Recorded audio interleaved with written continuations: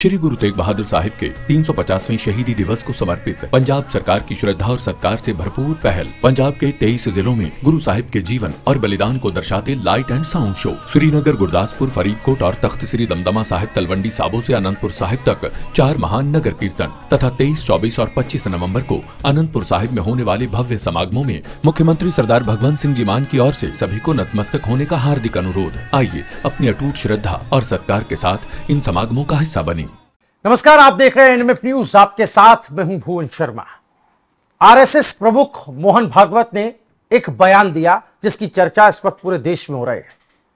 इस बयान में उन्होंने कट्टरपंथियों का जिक्र किया, आक्रांताओं का जिक्र किया और कहा कि जो हम अपनी इमारतों को, अपनी सड़कों को नाम देते हैं, ये आक्रांताओं के नाम पर नहीं होनी चाहिए।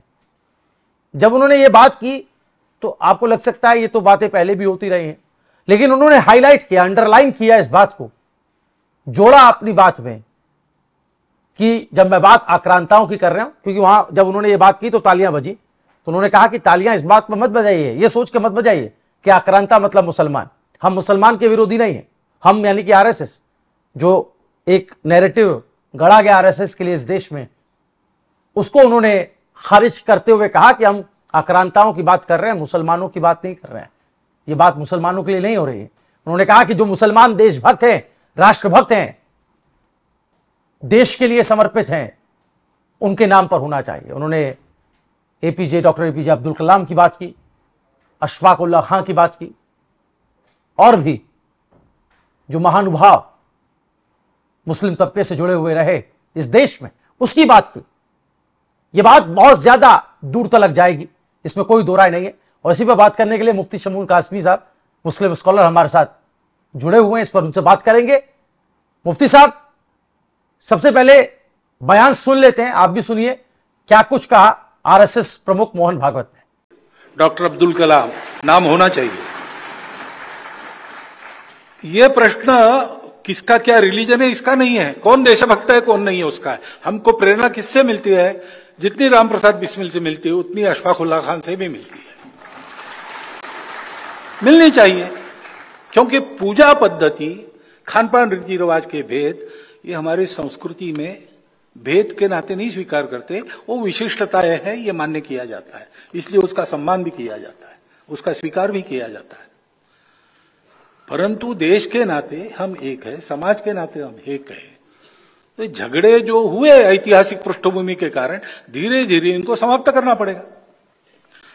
तो राष्ट्रों का नाम बदलना, इसमें मुसलमान विरोध नहीं है, और राष्ट्रों का नाम बदलना, इसमें आक्रामकों को छोड़कर बाकी सब स्वीकार है, ये ध्यान रखना। तो आपने सुना मोहन भागवत जी का बयान मुफ्ती साहब, जिसमें वो कह रहे हैं कि आक्रांताओं के नाम पर सड़कें नहीं होनी चाहिए, उनके नाम पर सड़कों का नाम अब नहीं रखना चाहिए, मार्गों का नाम नहीं रखना चाहिए। उनके इस बयान को आप कैसे देखते हैं? देखिए, डॉक्टर मोहन भागवत जी जो आरएसएस के सरसंचालक हैं, वो हमेशा से बहुत ही सकारात्मक एक मैसेज देते हैं और राष्ट्रीय एकता और अखंडता को, राष्ट्रवादियों को वो सर्वोपरि रखते हैं। उन्होंने हमेशा बहुत ही एक ऐसा रास्ता अपनाया है कि जो लोग आरएसएस के बारे में दुष्प्रचार करते हैं, वो हमेशा एज ए सरसंचालक के और आरएसएस के मुखिया होने के नाते जो उनके वक्तव्य आते हैं, वो राष्ट्रीय एकता और अखंडता और समस्त देशवासियों को समर्पित होते हैं। उनका के वक्तव्यों का अगर मैं जिक्र करूं तो वो हमेशा से एक बात कहते हैं और उनके जो संकेत होते हैं वो अति महत्वपूर्ण होते हैं। जैसे वो कहते हैं कि भाई हम सबकी मंजिल जहां हमें पहुंचना है जी, वो तो एक ही है, हमारे रास्ते अलग अलग हो सकते हैं। यानी उनका ये कहना स्पष्ट है कि हम हिंदू हों या मुसलमान हों, सिख हों या ईसाई हों, हम हैं तो एक ही मालिक की संतान, हमें जाना तो एक ही जगह है और हमारी मंजिल एक ही है। तो इसी तरह से उन्होंने पिछले दिनों एक और उनका वक्तव्य आया कि उन्होंने ये भी कहा कि हर मस्जिद के नीचे आप शिवलिंग मत ढूंढिए।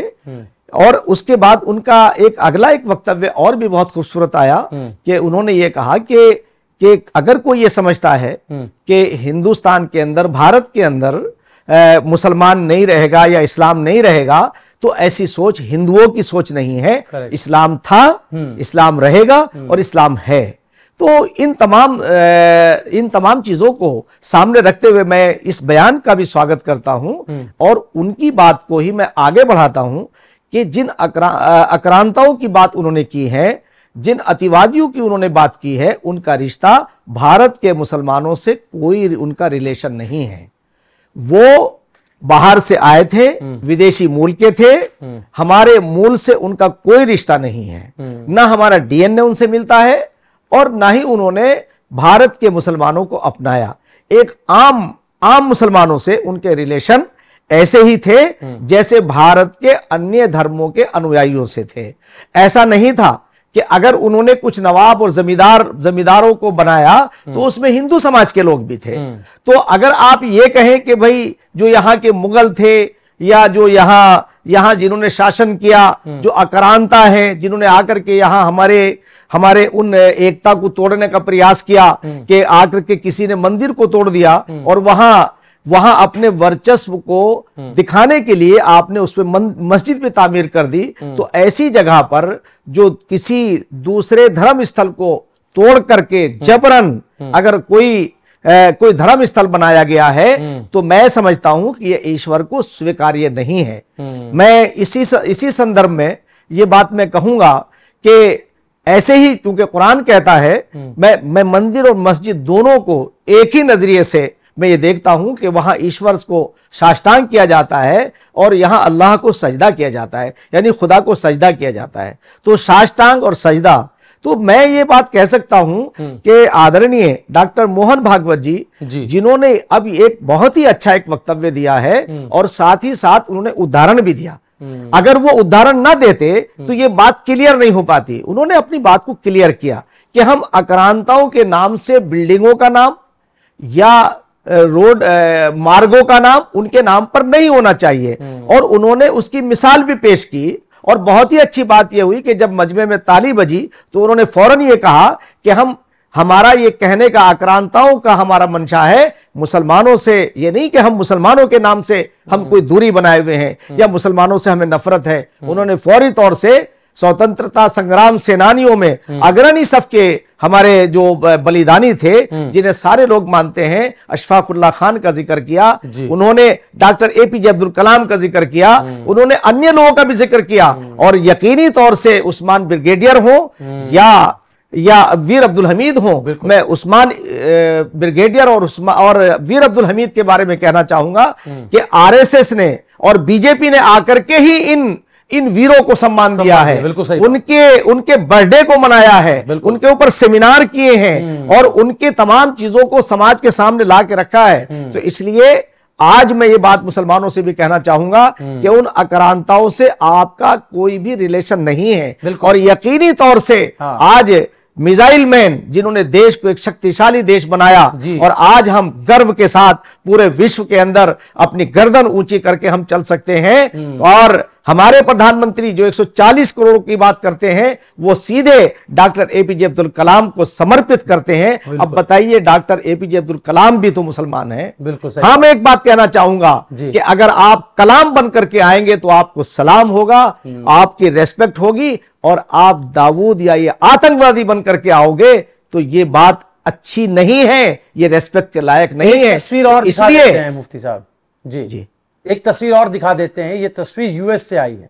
जब हम आरएसएस प्रमुख मोहन भागवत के बयान पर चर्चा कर रहे हैं तो एक तस्वीर यूएस से भी आ रही है, वहां पर भी आरएसएस का जिक्र हुआ है, लेकिन ये जिक्र कट्टरपंथी ताकतें कर रही हैं, ये कहते हुए कि हिंदुओं की दुकानों का यूएस में बॉयकॉट होना चाहिए, मुसलमान हिंदुओं की दुकानों से सामान खरीदना बंद कर दें, क्योंकि वहां से लाखों नहीं करोड़ों रुपया आरएसएस को जाता है। आरएसएस के खिलाफ नफरत, जब हम यहां पर मोहन भागवत जी के बयान की चर्चा कर रहे हैं जिसमें उनका बयान समावेशी है, इंक्लूजन की बात कर रहा है, तो वहां पर कैसे एक्सट्रीमिस्ट ताकतें जो हैं वो आरएसएस के खिलाफ नफरत के बीज बो रही हैं, लोगों को उकसा रही हैं, ये कहते हुए कि हिंदुओं की दुकानों से सामान ना लें। आप इस घटना को कैसे देखते हैं मुफ्ती साहब? ये घटना निंदनीय है और दंडनीय है। मैं मेयर ममदानी से ये बात कहूंगा अपील करूंगा उनसे बैठ करके कि अगर उन तक मेरी आवाज पहुंचती है तो अगर आप अपने आप को मुसलमान कहते हैं तो एक मुसलमान का चरित्र यह नहीं होना चाहिए अगर आप भी उन्हीं में शामिल हो जाते हैं जिन्होंने आरएसएस को टारगेट किया ये नाम लेकर के कि आरएसएस को ये चंदा जो यहाँ से पहुंचता है, जो फंड पहुंचता है वो मुसलमानों के खिलाफ इस्तेमाल होता है।